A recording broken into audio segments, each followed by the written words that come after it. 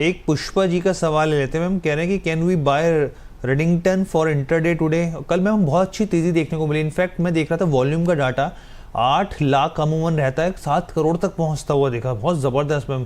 50 day moving average या कहें कि मैम उसके अलावा ही ज़बरदस्त मूविंग एवरेज जो है वो ब्रेक करता हुआ देखा है। आप कैसा यस। देख रहे हैं? और कल की तेज़ी के बाद क्या अभी भी इसको चेज करना चाहिए?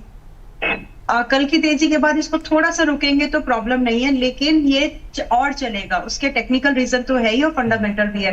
भारत में देखिए, जो बड़े डिस्ट्रीब्यूटर्स होते हैं, जैसे कि बड़े ब्रांड वर्लपूल हुआ, एप्पल हुआ, देयर आर मेनी, लेनोवो हुआ, एचपी हुआ, डेल हुआ, उन सबका डिस्ट्रीब्यूशन जो है वो ये कंपनी संभालती है।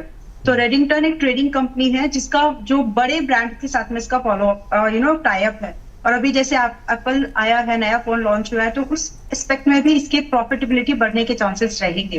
दूसरी चीज ये तो हो गया कि कंपनी में बिजनेस की पॉसिबिलिटीज क्या है, वो तो अच्छी है। साथ में जो आज की डेट में इन्वेस्ट करने इन्वेस्टर है, वो ये भी देखेंगे कि क्या फ्यूचर रेफरेंस के पॉइंट ऑफ व्यू से आज ये महंगा तो नहीं है। तो वो जज किया जाता है सेक्टर के मल्टीपल से। तो सेक्टर के मल्टीपल के हिसाब से भी ये स्टॉक अभी 15% डिस्काउंट पर ही है, विच मीन्स सेक्टर इसका 14.85 के मल्टीपल्स पर है और ये स्टॉक 13.85 के मल्टीपल्स पर है। तो डिस्काउंटेड है, आरओई अच्छा खासा है। इसकी वजह से इसमें इन्वेस्टर्स का जो जो व्यू है वो स्ट्रॉन्ग कंटिन्यू रहेगा आगे भी। तो ये तो एक रैशनल है। अब क्योंकि करंट प्राइस थोड़ा सा महंगा है, तो आप बिल्कुल इसको 290 पर भी ले सकते हैं, लेकिन थोड़ा ध्यान में रखिएगा कि अगर ये इस भाव से लगभग 5 या 7% का थोड़ा भी करेक्ट करता है, जो कि चांसेस है कर सकता है, तो वहां पर आप थोड़ा एड ऑन करिएगा। डर के मारिए निकलिए मत। स्टॉप लॉस मेंटेन करेंगे हम इसमें 240 का, एंड टारगेट हम लोग यहाँ पर एक्सपेक्ट करेंगे जो इसका रिसेंट हाई है, जो कि 330 का था और स्टॉक अभी 290 के पास में ये है। तो होल्ड करिएगा।